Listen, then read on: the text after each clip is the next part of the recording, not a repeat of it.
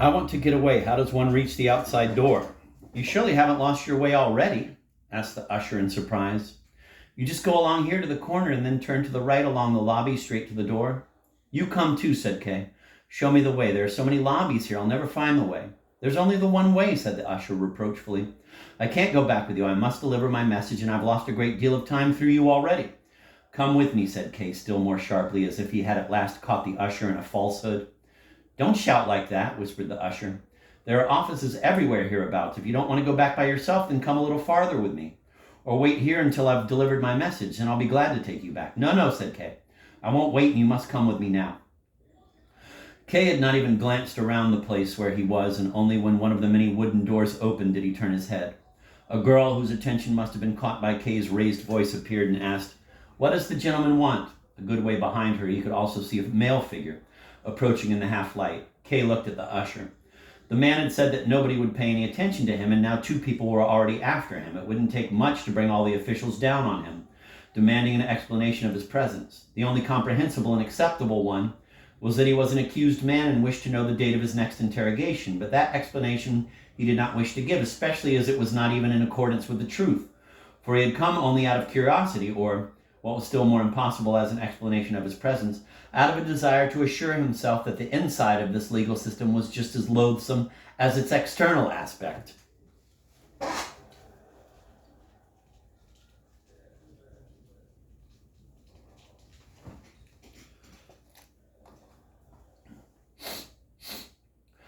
And it seemed, indeed, that he had been right in that assumption. He did not want to make any further investigation. He was dejected enough by what he had already seen. He was not at that moment in a fit state to confront any higher official, such as might appear from behind one of these doors. He wanted to quit the place with the usher, or, if need be, alone. But his dumb immobility must make him conspicuous, and the girl and the usher were actually gazing at him as if they expected some great transformation to happen to him the next moment.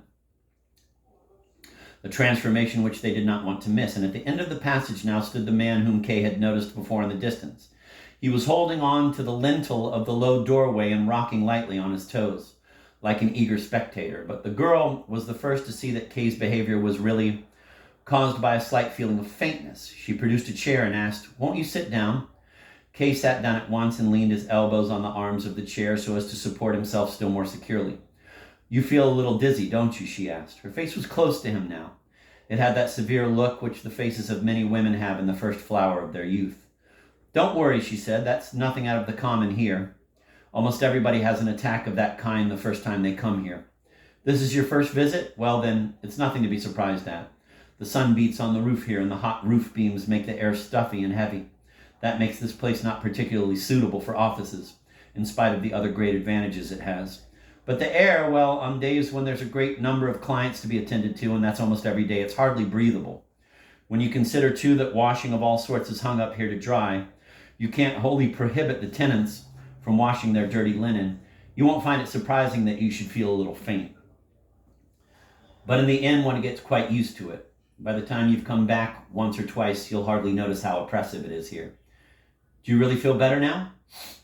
Kay did not answer. He realized too painfully the shame of being delivered into the hands of these people by his sudden weakness. Besides, even now that he knew the cause of the faintness, it did not get any better, but grew somewhat worse instead. The girl noticed this at once, and to help Kay, seized a bar with a hook at the end that leaned against the wall and opened with it a little skylight just above Kay to let in fresh air. Yet so much soot fell in that she had to close the skylight again at once and wipe Kay's hands clean with her handkerchief, since Kay was too far gone to attend to himself.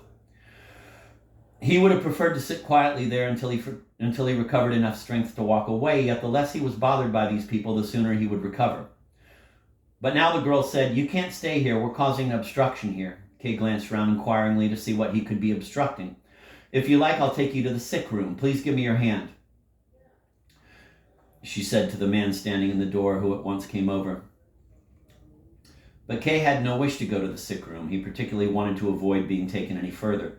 The farther he went, the worse it must be for him. I'm quite able to go away now, he said, and got up from his comfortable seat, which had relaxed him so that he trembled as he stood. But he could not hold himself upright. I can't manage it after all, he said, shaking his head, and with a sigh sat down again. He thought of the usher who could easily get him out of the place in spite of his weakness. But he seemed to have vanished long ago. Kay peered between the girl and the man standing before him, but could see no sign of the usher. "I fancy," said the man, who was stylishly dressed and was wearing a conspicuously smart gray waistcoat ending in two long sharp points, "that the gentleman's faintness is due to the atmosphere here, and the best thing to do, and what he would like best, is not to take him to the sick room at all, but out of these offices altogether." "That's it," cried Kay, so delighted that he almost broke into the man's words. "I should feel better at once, I'm sure of it. I'm not so terribly weak either. I only need a little support under my arms. I won't give you much trouble. It isn't very far after all. Just take me to the door, then I'll sit for a little on the stairs and recover in no time, for I don't usually suffer from these attacks. I was surprised myself by this one. I am an official too and accustomed to office air. But this is really more than one can bear. You said so yourselves. Will you have the goodness, then, to let me lean upon you a little? For I feel dizzy, and my head goes round when I try to stand up by myself." And he lifted his shoulders to make it easier for the two of them to take him under the arms. Yet the man did not respond to his request, but kept his hands quietly in his pockets and laughed. "You see," he said to the girl, "I hit the nail on the head. It's only here that this gentleman feels upset, not in other places." The girl smiled too, but tapped the man lightly on the arm with her fingertips, as if he had gone too far in jesting like that with Kay. "But dear me," said the man, still laughing, "I'll show the gentleman to the door. Of course I will." "Then that's all right," said the girl, inclining her elegant head for a moment. "Don't take his laughter too much to heart," she said to Kay, who had sunk again into vacant melancholy and apparently expected no explanation. "This gentleman, may I introduce you?" The gentleman waved his hand to indicate permission.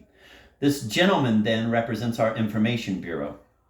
He gives clients all the information they need, and as our procedure is not very well known among the populace, a great deal of information is asked for. He has an answer to every question. If you ever feel like it, you can try him out. But that isn't his only claim to distinction. He has another, the smartness of his clothes. We, that's to say the staff, made up our minds that the clerk of inquiries, since he's always dealing with clients and is the first to see them, must be smartly dressed so as to create a good first impression. The rest of us, as you must have noticed at once from myself, are very badly and old-fashionedly dressed. I'm sorry to say, there isn't much sense anyhow in spending money on clothes, for we're hardly ever out of these offices. We even sleep here. But as I say, we considered that in his good case, good clothes were needed. And as the management, which in this respect is somewhat peculiar, refused to provide these clothes, we opened a subscription. Some of the clients contributed too, and we bought him this fine suit and some others as well.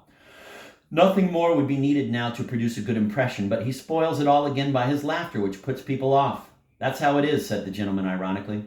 "Yet I don't understand, Fraulein, why you should tell this gentleman all our intimate secrets, or rather thrust them on him, for he doesn't want to hear them at all. Just look at him. He's obviously much too busy with his own thoughts." Kay felt no inclination even to make a retort. The girl's intentions were no doubt good, but probably she merely wanted to distract him or give him a chance to pull himself together.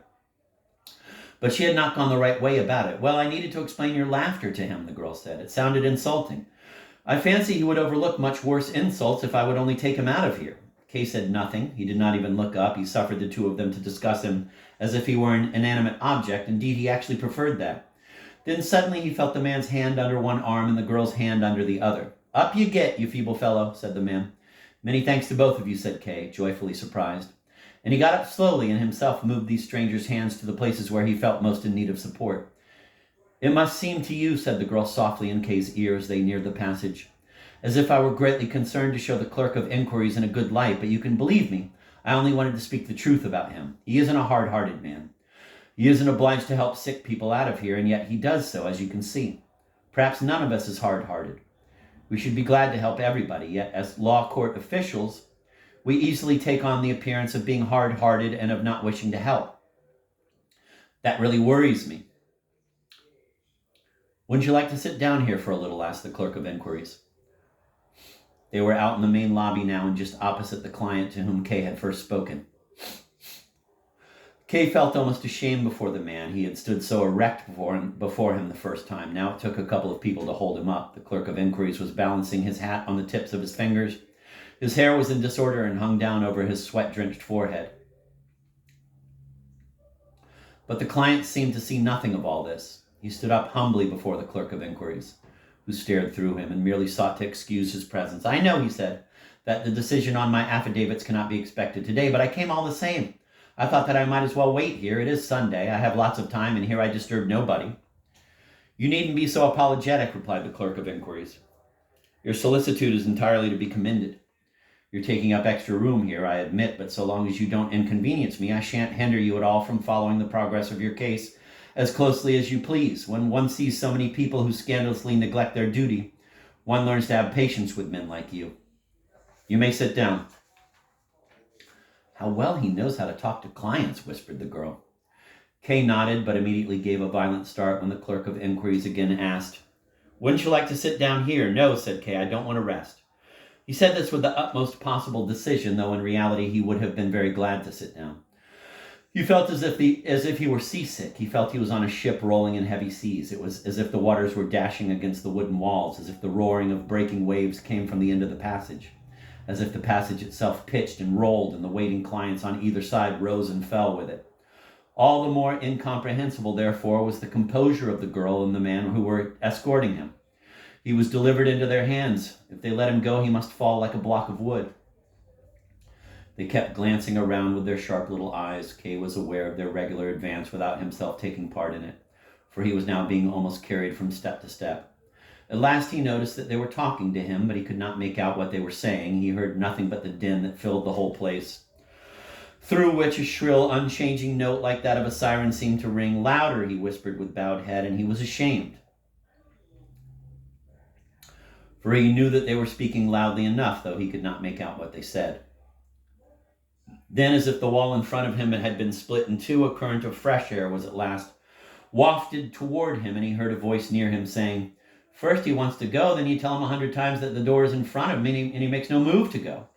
Kay saw that he was standing before the outside door, which the girl had opened. It was as if all his energies returned at one bound to get a foretaste of freedom. He set his feet at once on a step of the staircase, and from there said goodbye to his conductors, who bent their heads down to hear him. "Many thanks," he said several times, then shook hands with them again and again, and only left off when he thought he saw that they, accustomed as they were to the office air, felt ill in the relatively fresh air that came up the stairway.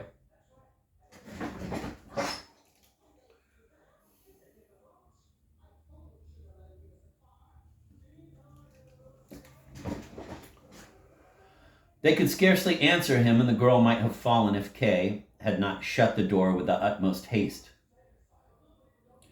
Kay stood still for a moment, put his hair to rights with the help of his pocket mirror, lifted up his hat, which lay on the step below him. The clerk of inquiries must have thrown it there, and then leapt down the stairs so buoyantly and with such long strides that he became almost afraid of his own reaction. His usually sound constitution had never provided him with such surprises before. Could his body possibly be meditating a revolution